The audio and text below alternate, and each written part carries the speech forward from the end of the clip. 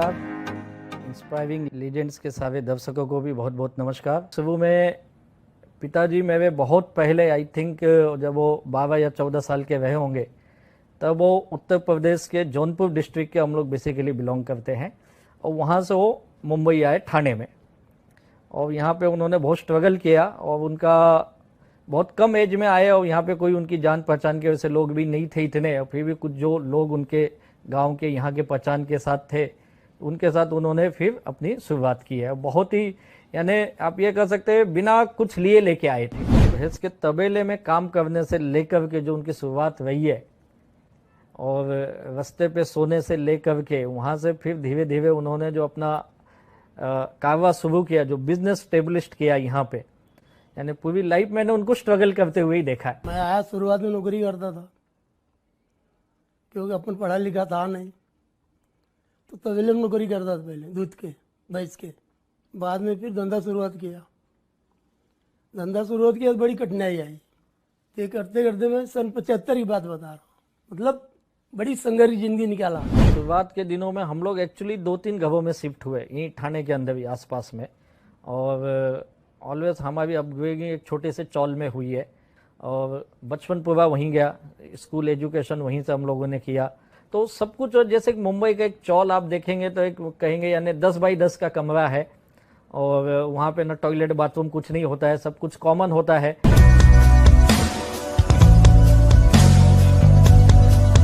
भाई बहनों के साथ अच्छी बॉन्डिंग थी, फैमिली में बहुत अच्छा एटमॉस्फेयर था, पॉजिटिव एटमॉस्फेयर था और स्ट्रगलिंग तो थी नो डाउट, सभी लोग देख रहे थे। तो घर में एक एक चीज़ों की स्ट्रगल जो होती, छोटी छोटी चीज़ भी लेने के लिए 25 बार सोचना और उस तरह का माहौल था। लेकिन सब कुछ खुशहाल माहौल था, भले कमी थी, तंगी थी, लेकिन खुशहाल और बहुत पॉजिटिव एनवायरनमेंट था सब कुछ।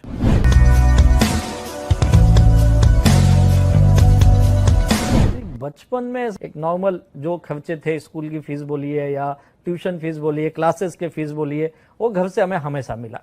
उसके लिए नो डाउट हमारे माँ बाप ने उसमें कभी कोई कमी नहीं रखी पढ़ाई लिखाई के मामले। वो घर में एक माहौल था कि पढ़ना है, यानी घर में तो ऐसा था कि पिताजी की नाम सुने तो हम बुक लेके बैठ जाते थे, भले कुछ पढ़े या नहीं पढ़े, दिखाने के लिए हाथ में बुक होना चाहिए, ये था।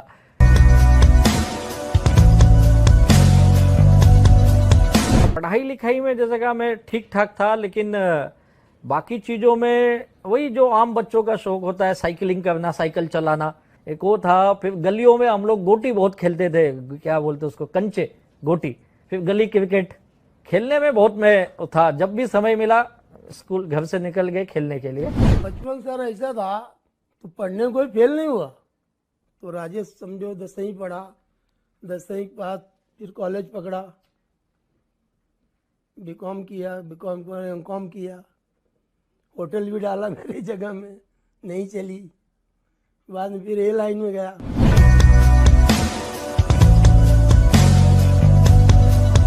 टॉल का कल्चर एक मैंने देखा, आज लोग अपनी लाइफ में मस्त है, पड़ोसी को उन्हें पता ही नहीं था, लेकिन चौल में ऐसा नहीं है। चौल में एक घर में कुछ हुआ तो सबको पता है, दुख के घड़ी में सब खड़े हो जाते थे। ये सबसे बड़ी बात चौल में मैंने देखी, यानी हर काम मिलजुल के करते थे। ये चौल में जो आज जो जीने का माहौल था बड़ा अलग था। मुझे याद, हम लोग VCR तभी होता था, वो लगाते थे और बाद वह फिल्में देखते थे, 3-3 4-4 कैसेट्स के ऊपर वो फिल्में चलती थी। तो हमारे बगल में शिवसेना शाखा होता था, तो हम लोग शाखे में हमेशा रहते थे, तो वहाँ पे फिर पर्दे पे पिक्चरें देखना, वो एक चौल का अलग ही, उस 80-85 का कल्चर भी अलग था। जो बॉन्डिंग होती है एक दूसरे के प्रति, वो चौल में ही मिलेगी।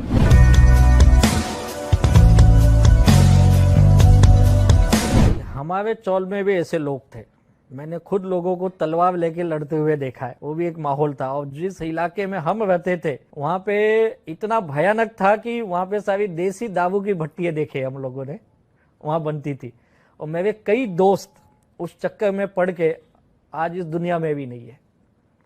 यानी ये भी भयानक जो चौल के बोले, जिस इलाके में हम, तो उससे लगा हुआ इलाका वो है, आज भी वो है, गांधीनगर कहलाता है वहाँ पे।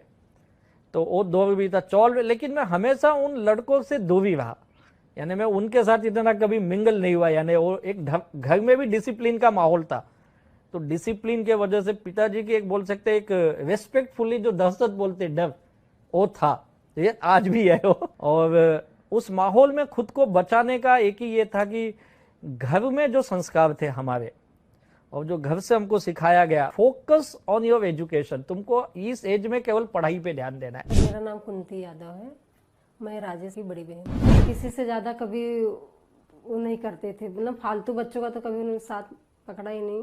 और हमारे घर का माहौल भी वैसा नहीं था, ज्यादा शरारत नहीं, ऐसा ज्यादा बात भी नहीं।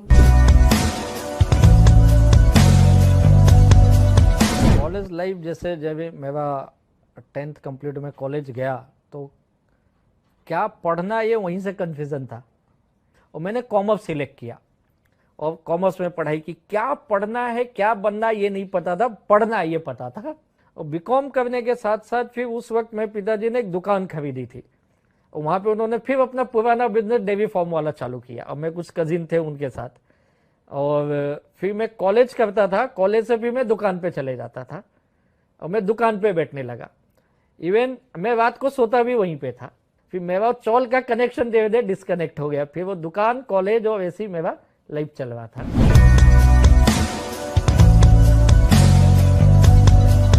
स्ट्रगल तब तक पता चलने लगा क्योंकि उस वक्त जितने भी रेंट आउट किए थे प्रॉपर्टी, मैक्सिमम कोर्ट केसेस चल रहे थे। तो वहां से मैंने दुनियादारी समझना चालू किया और मेरे पिताजी ने कैसे ये सब बनाया, एक छोटे से उठ के यहाँ तक कैसे आए। एक्चुअली आप बोलेंगे मेरे हीरो कौन है, तो मैं बोलूँगा मेरे फादर है। पैसे की तंगी एक्चुअली लाइफ में एक ऐसा दौर आता है जब बोलते हैं ना आप सबसे हार जाते। इन द ईयर 98 में, 97-98 की बात है ये, जब ठाणे में टीएमसी ने बहुत बड़े पैमाने पे रोड वाइंडनिंग शुरू की, रास्ते का चौड़ीकरण करना। और जब रोड वाइंडनिंग में क्या हुआ, हमारी सारी प्रॉपर्टी चली गई, यानी करीब 4,500 स्क्वायर फीट, मुश्किल से 400-500 स्क्वायर फीट बची और हमारा पूरा इनकम बंद हो गया। और जो दुकान ली थी ऑलरेडी मेरे फादर के भाइयों ने ले ली, दुकान से इनकम बंद हो गई, यहाँ पे रोड वाइंडनिंग हो गई। वो एक दौर जो था बहुत ही मुश्किल वाला लाइफ था। यानी लिटरली ये कह सकता हूँ कि उस वक्त ऐसा हो गया हम फिर से रास्ते पे आ गए। भाई का एक ऐसा आदत है ना, उनके ऊपर कितना भी कुछ हो जाए ना, कभी ना मतलब अपने प्रॉब्लम ऐसे शेयर नहीं करते। वो आज भी नहीं शेयर करते, खुद ही हैंडल करते हैं। जब हमारी गोदाउन थे जब भी टूट गए थे तो उस समय पापा थोड़े से मतलब डिस्टर्ब थे, तो उसके वजह से पापा बीमार हो गए थे। तो भाई को भी चोट लगी, तो वो तभी भाई ने अपना ध्यान नहीं दिया क्योंकि उस समय पापा का वो देखभाल कर रहे, तो घर की भी कंडीशन इतनी अच्छी नहीं थी। फिर उसके बाद भाई ने अपने पैर को ध्यान नहीं दे के पापा के लिए किया और फिर उसके बाद फिर भाई ने बहुत पेशेंस बना के रखा और हम सबको संभाला।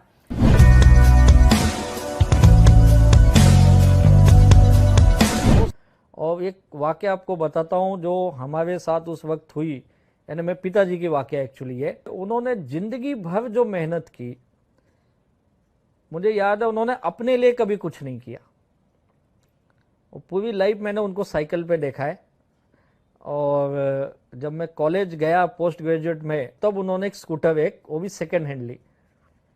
और पूरी लाइफ मेहनत करने के बाद जो भी बचाया, उन्होंने ये कहा मैं अपनी फैमिली के लिए कुछ करूं। तो जैसे बचपन से यहाँ आए तो गांव में भी कुछ था नहीं हमारे पास, तो गांव में उन्होंने मकान बनाया, बहुत आलीशान मकान, जमीनें खरीदी, खेती खरीदी, सब कुछ किया, ने जो भी पैसा मिला वहाँ पे ले गए। अब मुझे याद है मेरी माँ हमेशा ये बोलती थी तुम अपने बच्चों के लिए कुछ करो, अपने लिए कुछ करो, और आप हमेशा अपने भाइयों के लिए सब करते हो। और एक वक्त ऐसा आया कि अचानक हमें सबसे बेदखल कर दिया गया, यानी गांव में ना हमारी जमीन है ना घर है, जो हम ही ने बनाया और हम ही को नहीं दिए।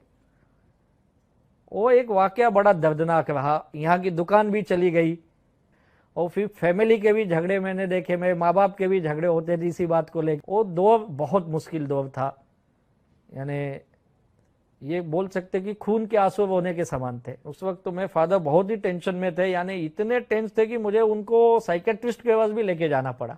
एक घटना मेरे घर पे इतनी दुखद घटी कि वापस से एक यू टर्न बोल सकते हैं कि मेरी जो बड़ी सिस्टर थे उनके हस्बैंड यानी मेरे ब्रदर इन लॉ, मेरे जीजा जी एक रोड एक्सीडेंट में एक्सपायर हो गए और उनके 4 छोटे बच्चे, और पूरी जिम्मेदारी हमारी घर पे आ गई, हमारी फैमिली पे, क्योंकि वो भी घर से कोई बहुत स्ट्रांग नहीं थे।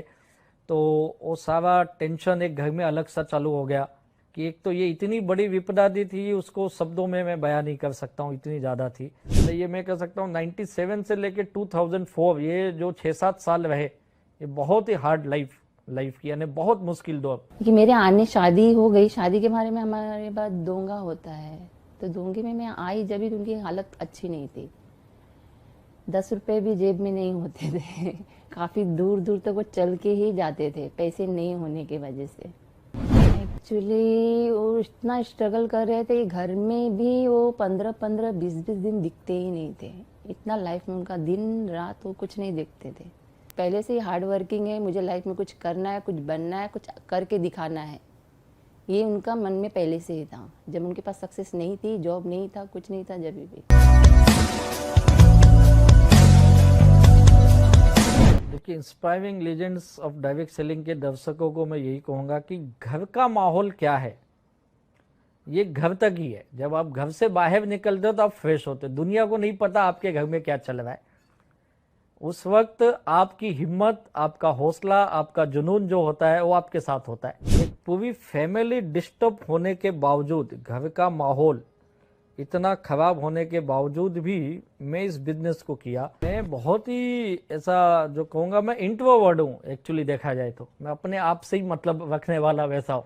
मैं बहुत कम दोस्त मिलेंगे। स्कूल में भी मैं बहुत डरता। टीचर ने कहा तुमको बुक पढ़ना, तो मैं खड़े होके पढ़ता था, हाथ पैर शेक करते थे मेरे। इतने खड़े होके कैसे पढ़ूं, बैठ के ठीक है पढ़ लेता था। इतना मैं डरने वाला इंसान, यानी स्टेज पे तो बात करना मैंने कभी सोचा भी नहीं था मैं लाइफ में ये कर पाऊंगा। लेकिन इस बिजनेस में आके धीरे धीरे मुझे सब कुछ चेंज करना पड़ा। मैं आपके वही इंस्पायरिंग लेजेंड्स के डायरेक्ट सेलिंग को यही बताना चाहूंगा, भैया मेरे जैसा आदमी ये बिजनेस में इतना कुछ कर लेता है। यानी एकदम मैं कहूंगा डायरेक्ट सेल्स के मैं एकदम अपोजिट हूँ। दो में तो मैंने एक चीज सीखा कि इस दुनिया में कोई किसी का नहीं है। ये दुनिया केवल पैसों की दुनिया है। अगर आपके पास पैसा है तो आप नहीं, दुनिया नहीं, घर के लोग भी आपकी जय जयकार करेंगे। अगर नहीं है तो आप किसी काम के नहीं होते। यानी पैसे की अहमियत तब से समझ में ज्यादा आने लगी।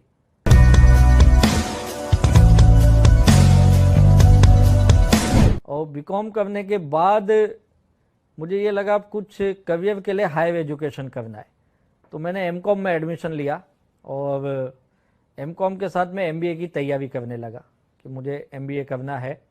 और उसी बीच फिर कुछ बिजनेस भी करना है। ये माइंड में मेरे पहले से था कि मुझे जॉब नहीं करना है, तो बिजनेस करने का एक था मेरे माइंड में, बिजनेस करना है।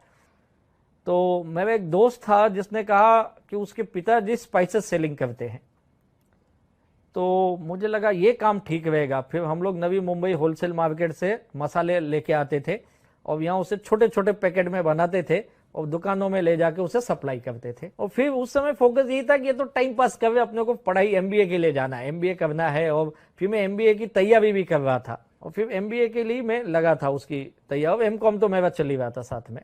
उसके बाद ये पढ़ाई के दौर में मुझे डायरेक्ट सेलिंग मिला इसी वक्त। और एक संडे का दिन, मुझे आज भी वो दिन याद है, और मुझे लेके गया। और वो मीटिंग कहाँ थी, जिस स्कूल में हम लोग पढ़े थे। बोला ये अपने स्कूल में कहीं की मीटिंग है। जो मुझे ले गया उसे भी पता नहीं किस चीज की मीटिंग है। बोला मुझे भी किसी ने बुलाया, तो मैं अकेला जा रहा हूँ, सोचा चल तू भी साथ में चल।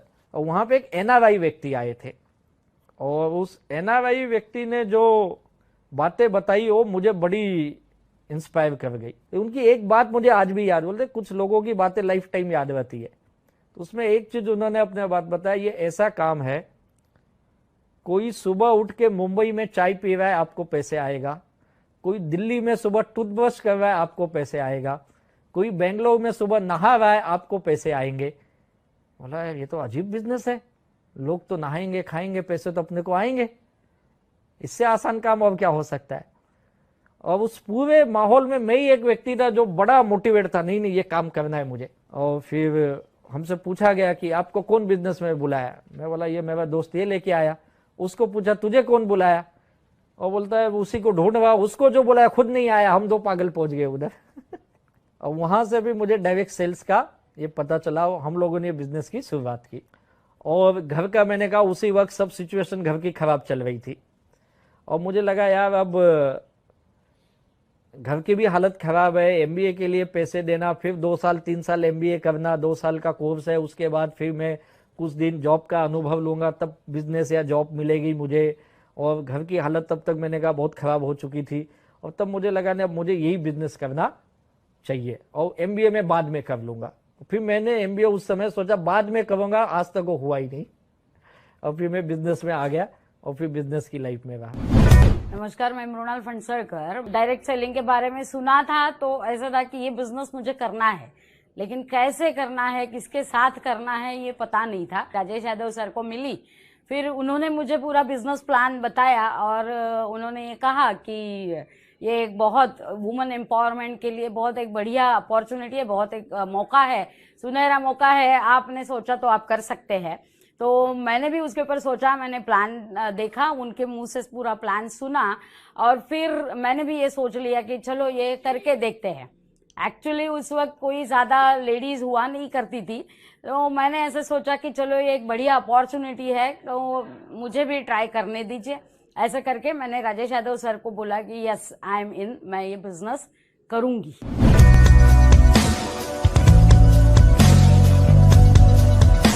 डायरेक्ट सेल्स मैंने 97 में देखा, जो मैंने कहा, और मैंने शुरू कर दी थी 97 एंड में, और 98 में हमारे घर की हालत बहुत ख़राब हो चुकी थी, और तब तक मैं इस बिजनेस में फुल फ्लैश में उतर चुका था कि नहीं ये बिजनेस बड़ा बेहतरीन है, इसमें कहा। और इस बिजनेस को करने की सबसे बड़ी वजह ये थी मैं कि इसमें लागत नहीं लगती है, कम पैसों में बिजनेस शुरू हो जाता है। और जब हम लोग बिजनेस कर रहे थे उस वक्त डायरेक्ट सेल्स, जैसे मैंने कहा, तो हम लोग ने उसकी एक फ्रेंचाइजी भी ले रखी थी जहां से हम माल को डिस्ट्रीब्यूट करते थे। हम लोग उसे अपने भाषा में PUC बोलते, पिकअप सेंटर। और जब 98 में रोड वाइंडनिंग हुई, सब कुछ टूट गया, और अचानक ये टेंशन नहीं आया अभी पिकअप सेंटर कहाँ लेके जाएंगे, पैसे थे नहीं उस वक्त, और उस कंपनी में हमें बहुत ज़्यादा पैसे भी नहीं आते थे, हमें फील्ड में जाने के भी पैसे नहीं होते थे, बड़ी मुश्किल से हम लोग यहाँ वहाँ से मैनेज करके फील्ड वर्क करते थे। और सवाल था ये पिकअप सेंटर से थोड़ी इनकम आती थी, बोले ये भी बंद हो जाएंगे तो काम कैसे चलेगा। तो जो हमारी जमीन थोड़ी बच गई थी उसी पे हमने टीन का शेड बनाया, एक पतवे का, उस पतवे के शेड में प्रोडक्ट रखे और वहीं पे से हम लोग बिजनेस करते थे। इनफैक्ट मैं रात को सोता भी वहीं पे था, तो मैं वॉचमैन का भी काम करता था, दिन में बिजनेस भी करता था, यानी सब कुछ मैच था। उस जगह पे भी हम लोग ने बिजनेस किया। आजकल लोग बोलते हैं बिजनेस को दिखाने के लिए ये चाहिए वो चाहिए, भाई हमारे पास तो कुछ भी नहीं था, फिर भी कॉन्फिडेंट था कि यार जिसको लेना हो तो आएगा ही। लेकिन अनफॉर्चुनेटली कहूंगा मेरा पहला direct selling experience totally negative रहा, फ्लॉप रहा। यानी 2.5-3 साल में मैंने बिजनेस बंद भी कर दिया डायरेक्ट सेलिंग का, क्योंकि जो उम्मीद लेके गए तो पैसे नहीं मिले हमें, वहां से कुछ दे दिए थे 2.5-3 साल में। बहुत मेहनत की थी वहां पे, बहुत मेहनत, दिन रात एक किए थे उसके लिए हम लोग, और मिला कुछ नहीं, यानी जो उम्मीद से कहते। हाँ, लेकिन एक चीज डायरेक्ट सेलिंग का नॉलेज बहुत मिला वहां पे, सीखने को मिला ये बिजनेस होता कैसे है। राजेश बहुत बार मेरे कंपनी के पास आके मुझे मिलता था, हफ्ते में 1-2 बार तो उनकी मुलाकात होती ही थी। इन सारी मुलाकातों में राजेश ने मुझे इस कंपनी के बारे में पूरी तरह कन्विंस किया, और पूरी तरह कन्विंस होने के बाद मैंने ये काम शुरू किया।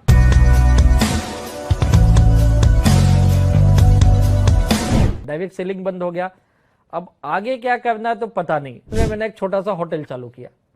उस होटल शुरू करने के लिए भी मेरे पास पैसे नहीं थे। उस वक्त एक गवर्नमेंट की स्कीम चलती थी, और थी प्रधानमंत्री रोजगार योजना, उसमें से 1 लाख रुपए मिलते थे, बिना किसी कोलेटरल के मिलते थे।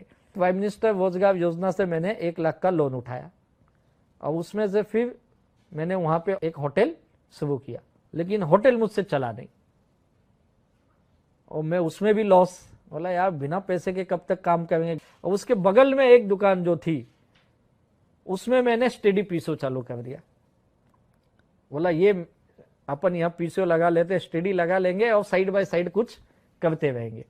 और उसी वक्त मैं एक LIC का एजेंट भी बन गया। बिना पैसे के जो काम मिला मैंने किया, जैसे LIC एजेंट बना, गैस किट का काम किया, फिर मैं रियल एस्टेट एजेंट बन गया, वहां पे मैंने सब किया। और 2-3 साल मैंने जो कुछ करते बना किया, लेकिन वो भी मेरा चल नहीं पाया। फिर जो मेरे स्टडी पीसों में बैठ गया, मेरे कुछ पुराने दोस्त थे, उनको मैंने कहा यार डायरेक्ट सेलिंग में अपन 2.5-3 साल दिए, बेकार हुआ, कुछ हुआ नहीं, कंपनी ठीक नहीं मिली। तब तक और कुछ कंपनियों की जानकारी मेरे पास थी, मैंने कहा क्यों ना हम अपनी कंपनी शुरू करें। और वो लोग ने भी मुझे मोटिवेट किया, हाँ राजेश तू कर। तो मैंने खुद की एक कंपनी भी रजिस्टर्ड कर डाली, प्राइवेट लिमिटेड, और बोले चलो काम करते हैं। लेकिन इन कुछ पैसे ही नहीं थे, प्रोडक्ट ही नहीं है, कुछ नहीं है, कहाँ से करेंगे। और वो बिजनेस भी केवल पेपर पे वहाँ चालू ही नहीं हुआ। फिर मैं भी जो दोस्त की जगह थी उसको ऑफिस दिखाया था, वो भी बोला यार तेरा कंपनी कब शुरू होगा। मैं बोला अब होगा अब होगा, हो ही नहीं रहा है कंपनी। बोला फिर ये मेरी जगह क्या। बोला यार तेरी जगह पे ना एक काम कर, अपन ना यहाँ पे कुछ दुकान करते, कंपनी अब बाद में करेंगे, उसके लिए बड़े पैसे लगते। और फिर हम लोग ने वहाँ पे कुछ गिफ्ट आर्टिकल, कुछ थर्मोवेयर के प्रोडक्ट लाए, वो भी उधारी से लाए। एक वो मैं यहाँ वहाँ से जुगाड़ करने का मैं मास्टर था, जुगाड़ कर लेता था। फिर इसको पकड़ उसको पकड़, या कुछ दिला दे प्रोडक्ट, 2 महीने में पैसा देता हूँ, 15 दिन में देता हूँ। और फिर एक एक बैंक को पकड़ना, बैंकों को मैं 50-50 1-1 लाख के लोन लेने के मास्टर था, और 4-6 बैंकों से उठा लिया। फिर एक कुर्ला में एक पतपेड़ी थी, उधर से मैंने हाईएस्ट लोन उठाए। उस वक्त कुछ उसने 4 लाख का लोन दिया था हमको, वो लोन ले लिए। और फिर हम लोग ने फिर वो दुकान में लगाए, फिर कुछ दिन वो चलाए, वो भी नहीं चला। बार बार क्या करता था मेरे को नहीं पता था। हाँ उधार लिए थे तो थोड़ा थोड़ा अपने को मालूम पड़ा, लेकिन वो पैसा मैंने पेड किया, उसी ने पेड किया। ये सब भगवान ही ने पार किया। अब कैसे कैसे वो लड़का हैंडल किया अब वही जानता है। बड़े बड़े कॉलेजेस में क्या सिखाते मुझे ये नहीं पता, लेकिन ये चीज 100% है, आप जो प्रैक्टिकल सीखते हो कोई नहीं सिखाता है।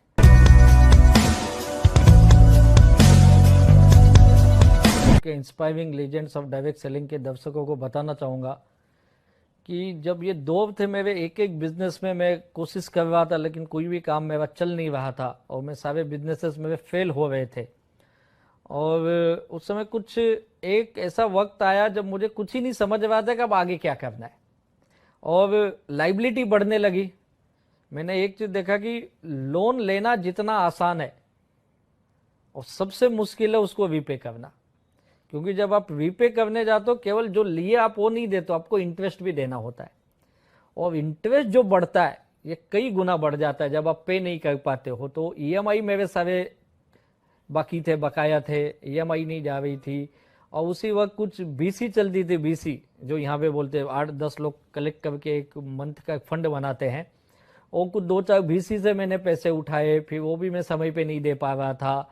ऐसे कुछ वो भी पर्सनल यहाँ वहाँ से पैसे उठाए, और वो एक एक पैसे तो बहुत उठा लिए, लाइबिलिटी भी बहुत आ गई, लेकिन बिजनेस कोई सेट नहीं है।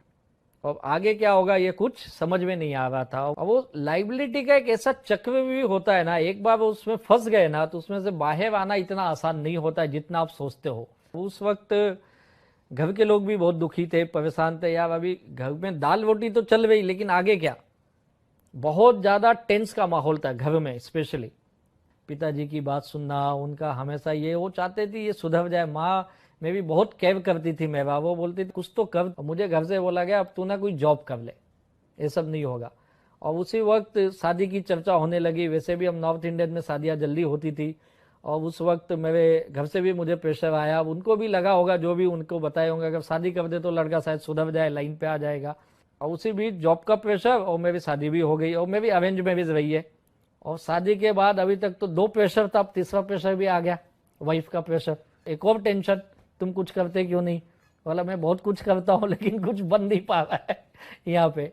और वो फिर एक और झगड़े बढ़ गए, और वो दौर इतना मुश्किल था कि मुझे समझ में नहीं आता था। मैं घर से सुबह निकला तो रात को ही आता था, दिन भर में बाहर भी भटकते रहता था, कहीं पे भी काम हो या ना हो, घर नहीं जाना है। घर जाएंगे तो वही टेंशन, वही माहौल। और इसी बीच फिर जिसके पैसे लिए वो पीछे पड़े, उनका देना है, वो भी आ गए, उनका भी पैसों की डिमांड है, उनको देने का। बैंकों के ईएमआई बाकी है, बैंक वाले भी आ गए। तो ये रूटीन हो गई थी, और बहुत मुश्किल दौर था मेरे लाइफ का वक्त। राजेश यादव की उस आदमी के अंदर ईगो नहीं है, अहंकार नहीं है। और मतलब मेरे पहले मुलाकात में मुझे पता कि मैंने उनका इंसल्ट किया था बातों बातों में, लेकिन उन्होंने वो स्माइल देके वो बात को वहाँ पे मतलब कैरी नहीं किया। वो बात को वहाँ पे स्माइल देके बोले ठीक है कोई प्रॉब्लम नहीं। और मुझे लगता है कि उनका जो मूल स्वभाव जो है वही स्वभाव उनको इस इंडस्ट्री में कामयाब बना है। क्योंकि इतनी बड़ी कामयाबी आने के बावजूद भी कहीं पे भी ईगो नहीं है। और मैंने हमेशा देखा है कि कहीं पे भी जब हम लोग मिलते हैं, कोई मीटिंग्स में मिलते हैं, कोई ट्रेनिंग प्रोग्राम्स में मिलते हैं, या कई बार मैंने हमारे टीम के लिए उनको इनवाइट किया, प्रोग्राम के लिए इनवाइट किया, तो वो आदमी ने हेल्प करने के लिए कभी ना नहीं कहा। मतलब हमेशा हेल्प करने वाला जो नेचर है वो हमेशा उनका रहा है, जिसके कारण आज वो इस मुकाम पे है। और फिर मुझे न चाहते हुए भी मैंने जॉब करने का सोचा। जिंदगी में पहली बार मैं इतना टूट गया कि मुझे लगा यार अब जॉब ही करना पड़ेगा, अब कुछ ऑप्शन बचे नहीं है।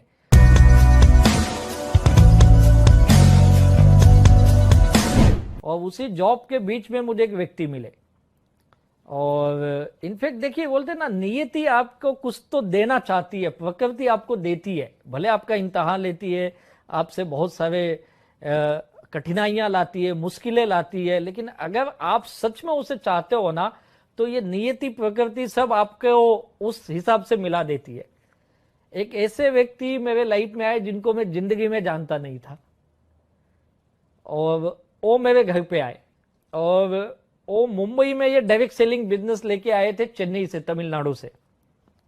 और उनको मुंबई में ये बिजनेस बढ़ाना था। एक वाकया बड़ा जबरदस्त है, क्योंकि जब मैं रात को ऑफिस से घर आया लेट नाइट, तो मेरी माँ ने मुझे कार्ड दिया, बोला ये कोई तो एक व्यक्ति आया था तुझे मिलने के लिए, और उसको ये पता था इसको जो भी मिलने आता है किसका कुछ तो उधार लिया रहता है, बैंक वाले यही आते, तो यही कोई आए होंगे। तो उसने मुझे बोली तो किसका किसका पैसा लिया है? बोला क्या हुआ? ये कोई एक मदवासी आया था तुझसे पैसा मांगने। बोला मैं मदवास से आया हूं। मैं भी बड़ा टेंशन में, बोला यार मैं उधर गया ही कब मदवास में, वहां से किसका पैसा लिया हूं? तो कार्ड मैंने देखा तो एक होटल का कार्ड था, पीछे उसने कार्ड में लिखा था please come and meet room number this and this. और मैं नेक्स्ट डे अपने ऑफिस के काम के लिए निकल गया। फिर मैं रात को जब आया, मैं बोला जाऊं कि नहीं जाऊं, थोड़ा डर भी था, हिचक भी था कि कैसे जाऊं, हो सकता है कोई बैंक वाला या किसी का पैसे वाला कुछ ऐसा होगा जो मुझे ढूंढ रहा होगा, इस बहाने से बुलाया। बोला यार इतने बड़े होटल में क्यों बुलाएगा। फिर मैंने अपने एक दोस्त को लिया, बोला चल जाने की इस होटल में मिलने का है। बड़ा फनी मोमेंट है वो, जब हम लोग गए तो मेरा दोस्त भी डर डर के मेरे साथ, वो भी मेरे जैसा ही हो। बोला यार तू इतने बड़े होटल में पागल है क्या, क्यों आ रहा है, अपना क्या काम है? बोला यार एक कोई आया मिलने के लिए। बोला तुझे कौन मिलेगा इतने बड़े होटल? बोला वही तो मुझे भी नहीं पता। तो हम लोग गए, फिर मैं गया ऊपर, बेल बजाया तो दरवाज़ा खुला, तो मैंने कहा ये कार्ड दे के कोई आया था, मेरा नाम राजेश यादव है।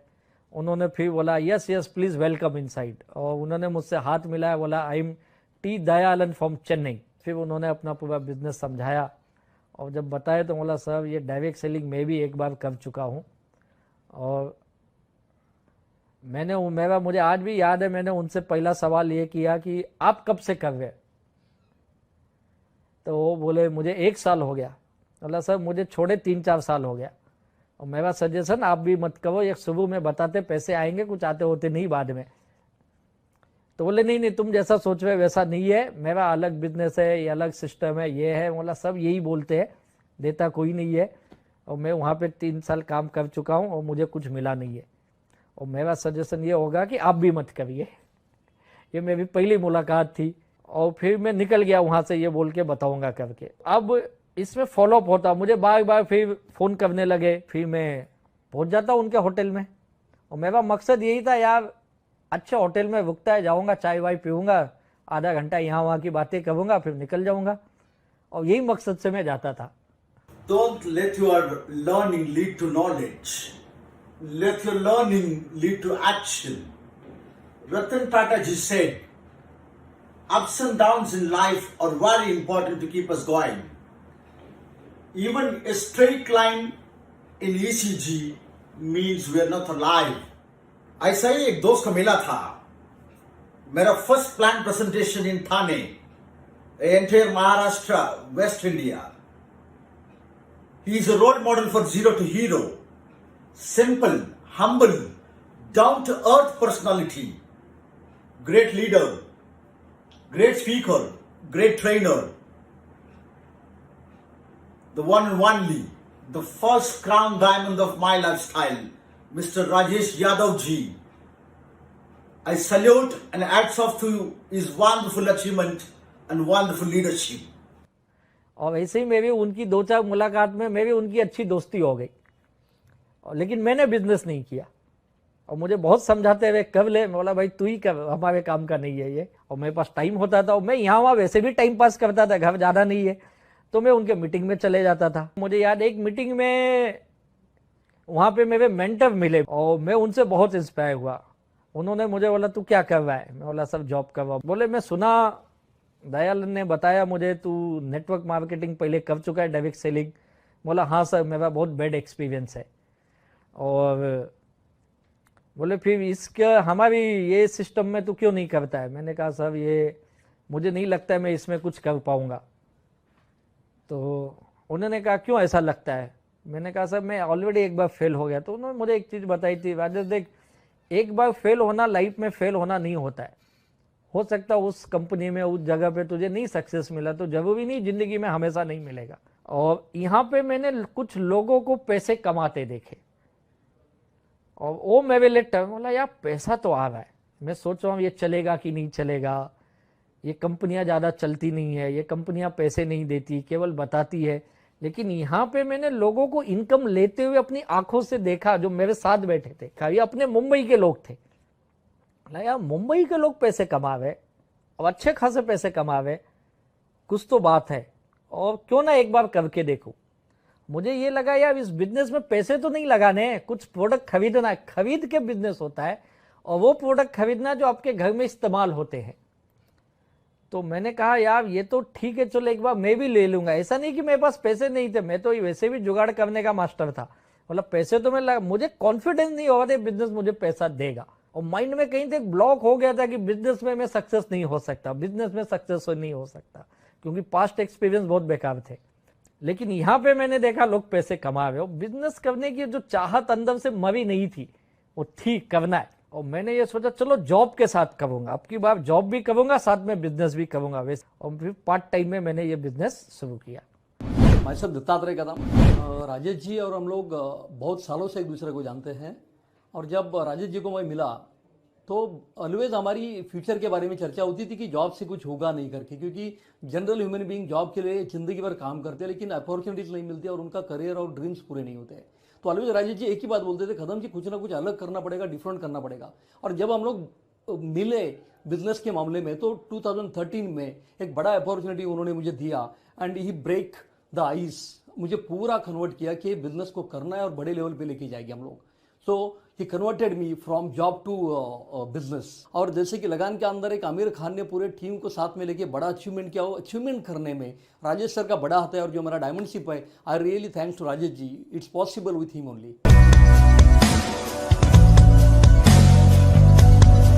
Inspiring legends of direct selling के दर्शकों को मैं बताना चाहूँगा, मैं जब जॉब कर रहा था और उसी वक्त जब मैंने डायरेक्ट सेल्स भी शुरू कर दी थी और उस वक्त मैंने एक डिसीजन लिया नहीं अब सीरियसली बिजनेस बिल्ड करना पड़ेगा मुझे।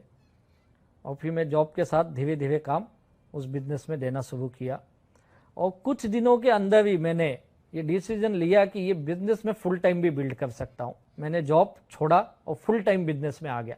अब बोला जो भी करना है इसी में करूँगा। कि जब मैं इस बिजनेस में आया उस अननोन इंसान के साथ कि ना वो मेरे बारे में ज़्यादा जानते थे ना मैं उनके बारे में जानता था, लेकिन जो हमारी मुलाकातें होते रही उस 1.5-2 साल के बीच में, उनके मीटिंग ट्रेनिंग में जाना आना। इसीलिए मैं दर्शकों को ये कहूँगा मीटिंग ट्रेनिंग बहुत इंपॉर्टेंट पार्ट है।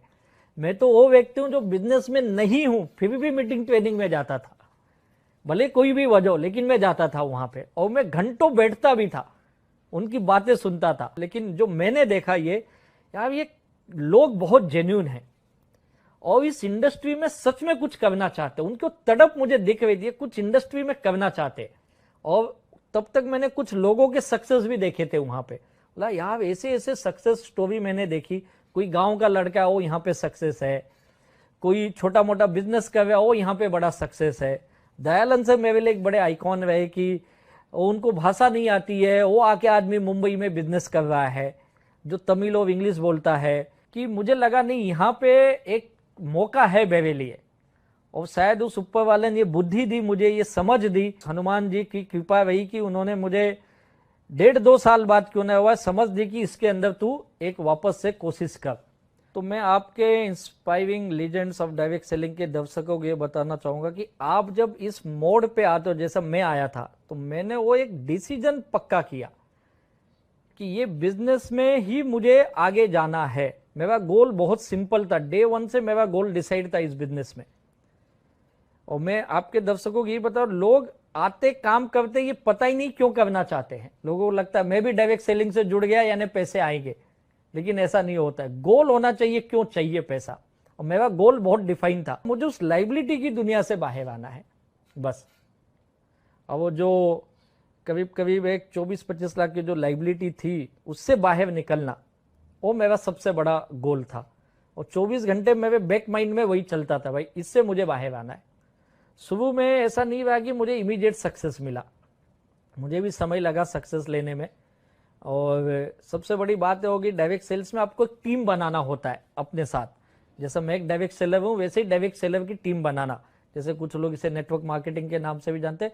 इसमें 2 तरह से काम है, एक तो आप प्रोडक्ट को बेचते हैं, रिटेल करते, सेल करके पैसे कमा सकते हैं। तो वो रिटेल प्रॉफिट एक लिमिटेड इनकम देती है आपको, आप जितना माल बेचेंगे उतना पैसा आपको आएगा। मैंने एक शैम्पू बेच दिया, पैसा आ गया, एक टूथपेस्ट बेच दिया, पैसा आ गया, मैंने कुछ हेल्थ केयर के प्रोडक्ट बेच दिए, पैसे आ गए। रिटेल करना, आपको प्रोडक्ट नॉलेज है, आप कर सकते हैं और कुछ पैसे बना सकते हैं। इनिशियली दौर में रिटेल बहुत जरूरी है। रिटेल से आपकी डेली के एक्सपेंसेस निकलते हैं या छोटी आमदनी आप कर सकते हैं जो इंस्टेंट पैसा दे। और एक दूसरा होता है जो आप डिस्ट्रीब्यूटरों का नेटवर्क बनाते हो, लेकिन नेटवर्क बनाने में डिस्ट्रीब्यूटरों का ये समय लगता है। और मुझे ये पता था कि नेटवर्क बनाऊंगा तो लाइफ लॉन्ग पैसा देगा मुझे, बड़ा पैसा देगा। अब मैं सर्चिंग करने लगा कुछ लोगों को कि जो मेरे साथ नेटवर्क में एसोसिएट हो। प्रोडक्ट तो कुछ लोग ले लेते थे, लेकिन नेटवर्क बनाना ये बड़ा चैलेंजिंग था मेरे लिए। और जब मैं अपने लोगों के पास गया बिजनेस लेके, तो मेरे लिए तो वो बड़ा मुश्किल था। मुश्किल ये था कि जब आप जाओगे किसके पास, अपने जान पहचान के पास ही, दोस्तों के पास गया तो दोस्तों ने मुझे सिखाना चालू किया, अरे तू पहले का ये काम करके फेल हो चुका है, अब ये कहाँ इसमें आ गया। रिश्तेदारों के पास गया, बोले तू तो जॉब कर रहा था, तू तो वैसे ही इतना सब कुछ गवा चुका, अभी इसमें क्या कर रहा है। यानी मेरे साथ लोग एसोसिएट नहीं होना चाहते थे। अब फिर एक नया चैलेंज था कि लोगों को कैसे एसोसिएट करें। इसलिए बोले इस बिजनेस में मीटिंग ट्रेनिंग बड़ा काम करती है। जब भी मैं इनके मीटिंग ट्रेनिंग में जाता था तो कुछ नई नई चीजें सीखता था। तो मैं कुछ ऐसे लोगों की तलाश करने लगा जो हाई बाई वाले फ्रेंड थे। मुझे याद है जो मेरा पहला व्यक्ति जो मेरे साथ एसोसिएट हुआ और मुझे रेलवे स्टेशन पे मिले, उनका नाम है विलास कदम, बीएसटी में जॉब करते। धीरे धीरे बिजनेस शुरू हुआ वहां से। मेरा नाम दोस्तों किशोर आयरे है और मेरा बहुत बड़ा भाग्य है जो मेरे अपलाइन, मेरे senior mister Rajesh ji Yadav sir हैं। यादव सर का स्वभाव एक हेल्पिंग नेचर है। आज उनके हेल्पिंग नेचर के कारण आज हमारे ग्रुप को बहुत बड़ी हेल्प हुई है। उनके नॉलेज से, उनके गाइडलाइन से आज हमारा जो ग्रुप है ये काफी मतलब एच्योर क्रिएट किए हैं हमारी टीम में।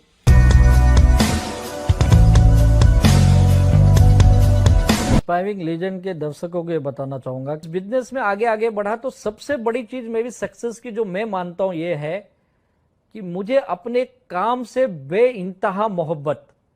जब तक आप अपने काम से प्यार नहीं करोगे, आप ना कोई स्किल सीख सकते हो, ना उस बिजनेस में आपका मन लग सकता है या बड़ा अचीवमेंट कर सकते हो। तो मुझे इस काम में ना बहुत ही, इस काम से एक कहते ना एक मोहब्बत जैसी हो गई थी मेरी। और आप मेरे घर पे भी पूछोगे तो मेरे घर के भी लोग भी यही बोलेंगे, इसको अपने काम से ज्यादा प्यार है, घर के लोगों से नहीं।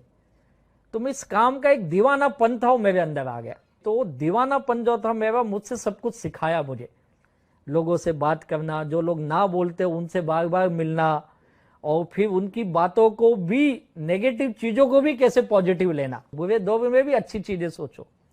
उस अच्छी सोच ने मुझे अच्छे अच्छे लोगों से मिलाया। ऐसे ऐसे लोग मिलेंगे आप बिलीव नहीं करेंगे। मेरे आज इस नेटवर्क में जितने भी मेरे टॉप लीडर्स हैं, ये कोई भी मेरे पहले के जान पहचान के नहीं है। मेरी पहली एक और डिस्ट्रीब्यूटर है मैडम मुनाल फंसलकर जी, उनसे तो मेरा इत्तेफाक से मुलाकात हुआ। फिर उनको समझाना, ये भले उन्होंने समय लिया, 4 महीने 5 महीने लिए, लेकिन वो 4-6 महीने बाद जो उन्होंने बिजनेस शुरू किया तो बड़े लेवल पे काम किया।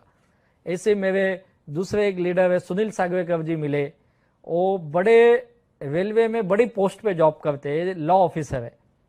और वहाँ पे इसके अलावा उनको महाराष्ट्र सरकार ने स्पेशल मेट्रोपॉलिटन मजिस्ट्रेट का भी एक पोस्ट दिया हुआ था। तो उन्हीं के रेलवे के एक बंदे से मेरी उनकी मुलाकात हुई और फिर मैंने जब उनसे बात की और फिर धीरे धीरे मैंने उन्हें जब बताया business. My self Sunil Sagvekar. आज माई लाइफस्टाइल में मैं एज ए डायमंड हूँ। अगर मेरी लाइफ को जर्नी को देखेंगे तो सबसे बड़ा कंट्रीब्यूशन अगर मेरी लाइफ में ग्रोथ के लिए किसने किया होगा तो है राजेश यादव सर, और उन्हीं की वजह से मैं आज डायमंड बनाऊँ। उनका एक क्वालिटी है जहाँ पे वो है ना लोगों के दिलों में हाथ डालते हैं। उनका एक ऑर्गेनाइजेशन क्वालिटीज है जो मतलब अनमैचेबल है। उनका जो एक रिलेशन बिल्डिंग जो है ना वो अनबिलीवेबल है। और वैसे एक मेरे एक अच्छे दोस्त है DH कदम सर, वो भी मुझे एक अलग व्यक्ति के थ्रू उनका कांटेक्ट हुआ जो एक कुरियर सप्लाई करता था।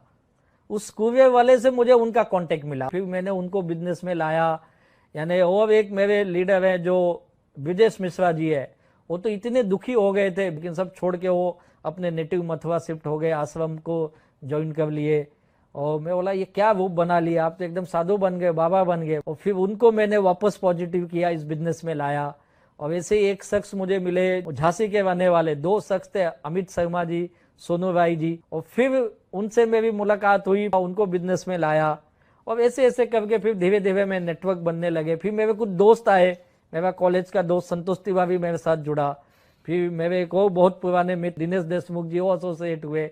ऐसे ऐसे करके धीरे धीरे कारोबार बनने लगा और लोग मेरे साथ एसोसिएट होने लगे। और जैसे मैंने कहा ना, आपको अपने काम से अगर प्यार है तो आप सब चीज सीख लोगे।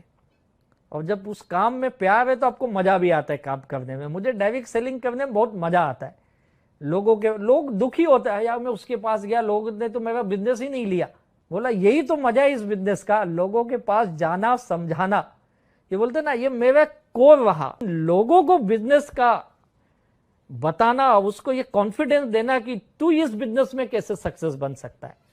ये मैं सीखा यहाँ पे कि कभी भी आप बिजनेस करने जाओ तो अपने प्रोस्पेक्ट से अपनी सक्सेस की बात मत करो, उसे उसकी सपने के बारे में बात करो और उसके सक्सेस की बात करो। तो ये जितने लोग मेरे सानिध्य में आए, मैं उनसे यही बोलता था, सर आप ये बिजनेस करो, आप बताओ आपको क्या हासिल करना है, यहां से मिलेगा। हाँ, लेकिन एक चीज मैं उनको बोलता था, आपको काम भी करना पड़ेगा।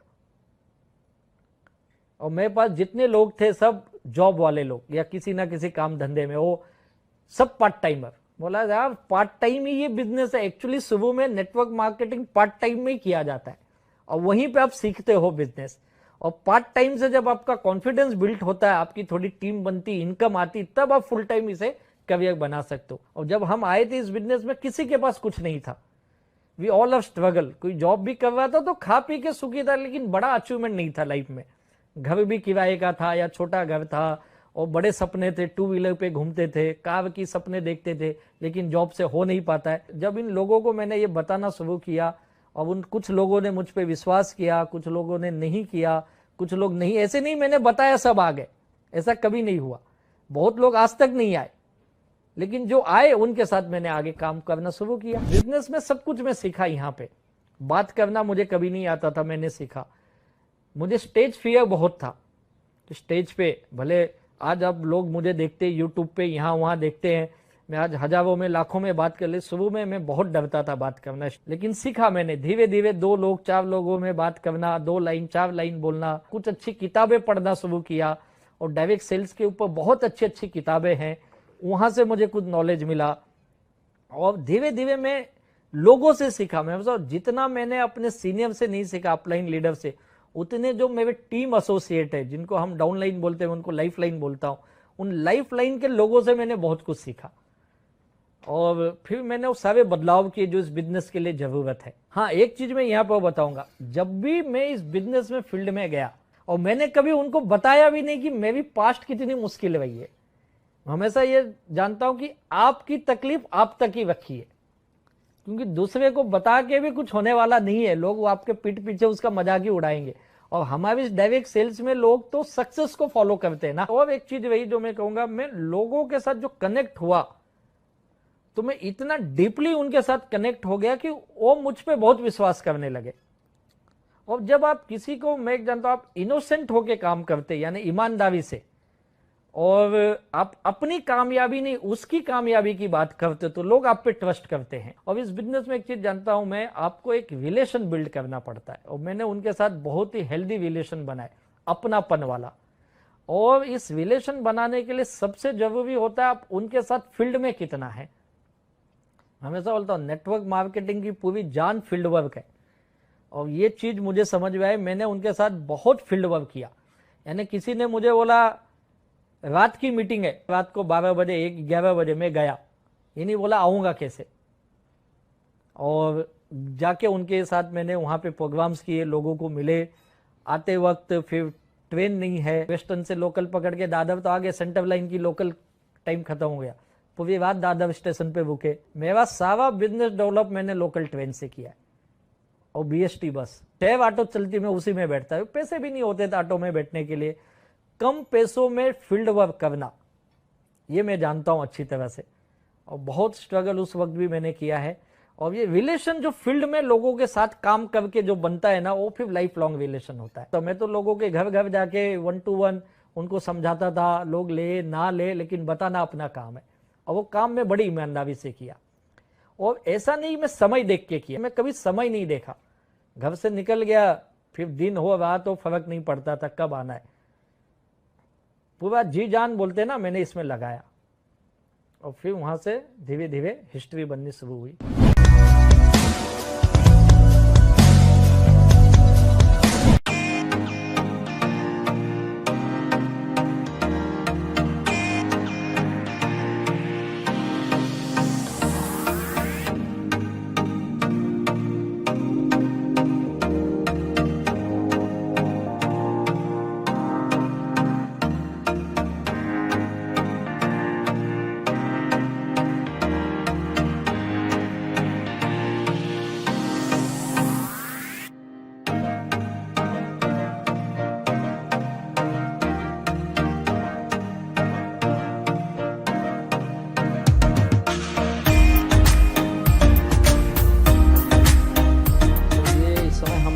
मेरे पर्सनल ऑफिस में और यहाँ से हम लोग ये बातें कर रहे हैं कि लाइफ हमेशा एक तरह नहीं रहेगी।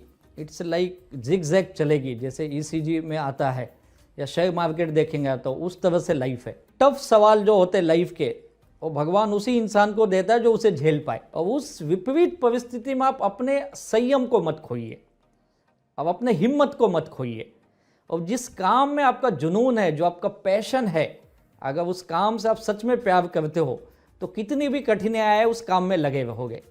और मैं उस काम पे टिका रहा, लगा रहा। आज के यूथ स्पेशली मैं कहूँगा, यूथ को आज ना बहुत फास्ट सब चीज़ें चाहिए। उन्हें ओवर द नाइट सब कुछ बदलना चाहते हो और ये पॉसिबल नहीं है। देखिए ये मेहनत का कोई सब्सटीट्यूट नहीं है, आपको हार्ड वर्क तो करनी है। लेकिन राइट डायरेक्शन में जब आप हार्ड वर्क करते हैं तब आप 100% अपनी ज़िंदगी में बड़ी कामयाबी हासिल करते हैं। तो उनसे यही कहूँगा, सही प्लेटफॉर्म पे सही सिस्टम के साथ अगर आप लगते हो तो आपकी ज़िंदगी में बहुत बड़ा चेंज आ सकता है, जैसे मेरी लाइफ में आई। और मुझे याद है एक वक्त ऐसा था मेरी लाइफ का, जहाँ पे हम यहाँ पे अभी बैठे, इससे 10-10 कदम की दूरी पे एक दुकान है, यहाँ की बहुत फेमस वड़ा पाव है मुंबई का। मैं एक वक्त था पूरी दिन केवल एक वड़ा पाव खा के पूरा दिन निकालता था और काम करने के दीवाने थे भाई, काम करने, परेशानियां नहीं दिखी। ऐसे कई बार हुआ, एक बार नहीं कई बार हुए। जेब में ज़्यादा पैसे नहीं थे तो उस पैसे से कैसे दिन गुजार ले। तो आज के यंग को मैं यही कहूँगा, आज आपकी हालत क्या उस पर आप मत ध्यान दीजिए, आपका मंजिल क्या है, आपको जाना कहाँ, अगर वो फोकस रखोगे। क्योंकि मैंने लाइफ में हमेशा उस पर फोकस रखा, मुझे जाना कहाँ है। तकलीफें तो है, यहाँ पे आप जितने लोग देख रहे हैं, मेरे पीछे ये फोटो लगे वॉल ऑफ फेम पे मेरे, इन सब की एक एक कहानी है। ये सब एक तकलीफ की लाइफ में जी रहे थे। इसमें से 2, 4, 10 को छोड़ोगे तो सब प्रॉब्लम की लाइफ में थे। इस बिजनेस में जब मेरे साथ एसोसिएट हुए तो हम लोगों ने जो एक विजन शेयर किया उनके साथ कि एक ऐसा प्लेटफॉर्म है ये माई लाइफ स्टाइल का, जिस बिजनेस से आपकी सारी तकलीफें को आप दूर कर सकते हो। सपने हैं वो आप हकीकत में कर सकते हो। तो यही चीज़ मैंने उन्हें बताई और आज ये बड़ी कामयाबी हमें से मिली। जो जीवन में आप पूरा सीखते हो, यानी एक अगर नौकरी पैसा आदमी की बात करूँ तो अगर वो जो 60 साल पूरी लाइफ में सीखता है और इस बिजनेस में आके 5 से 6 साल में सीख सकता है या 10 साल के अंदर, यानी पूरा निचोड़ अगर 6 साल में मिल रहा है, इससे बड़ा माध्यम कुछ नहीं होगा। यूथ के लिए तो बड़ा बेस्ट प्लेटफॉर्म है ये। हमारे कई लीडर्स के बच्चे, उनकी सेकेंड जनरेशन काम कर रही यहाँ पे। जैसे हमारे किशोर भाई, उनके दोनों बच्चे काम कर रहे। गुजरात के हमारे अनिल शुक्ला जी है, उनका MBA किया हुआ लड़का धर्मेश शुक्ला फुल टाइम ये बिजनेस कर रहा है। हमारे N पांडे हैं, उनका लड़का दीपक पांडे जो सेकंड जनरेशन काम कर रही है। और सबसे बड़ी बात इस बिजनेस की, हमारे टीम में से कई वाकये हुए जिन लोगों ने बिजनेस शुरू किया, 2 साल 4 साल 6 साल टीम बनाई, बिल्ड किए, और दुर्भाग्यवश आज इस दुनिया में नहीं है वो। लेकिन हमारे बिजनेस में एक नॉमिनेशन फैसिलिटी होती है, यानी आपके बाद आपका बिजनेस आपके नॉमिनी को ट्रांसफ़र हो जाता है। आज वो इस बिजनेस को आगे बढ़ावे और वही इनकम ले रहे जो उनकी फैमिली को आ रहा था। ये कितनी बड़ी बात है, यानी हर किसी के लिए ये बिजनेस है। और आज ये बिजनेस यूथ के लिए, महिलाओं के लिए, एम्प्लॉयमेंट जनरेट करने के लिए, रेवेन्यू के लिए, सब जगह पे ये फिट ये बिजनेस बैठता है। और जैसा हमारे प्रधानमंत्री जी कहते आत्मनिर्भर भारत बने, तो ये आत्मनिर्भर बनाने के माई लाइफ स्टाइल का बहुत बड़ा योगदान होगा। और मुझे पूरी उम्मीद आने वाले दिनों में माई लाइफ स्टाइल और MIDG वर्ल्ड इस तरह से स्किल करेंगे, इस तरह से लोगों को हम तैयार करेंगे कि ये सब आत्मनिर्भर बने, देश के लिए, समाज के लिए बड़ा काम करेंगे।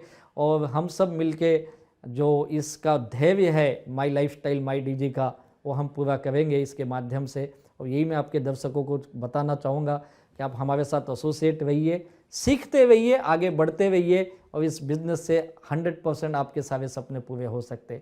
थैंक यू वेरी मच, बहुत बहुत धन्यवाद।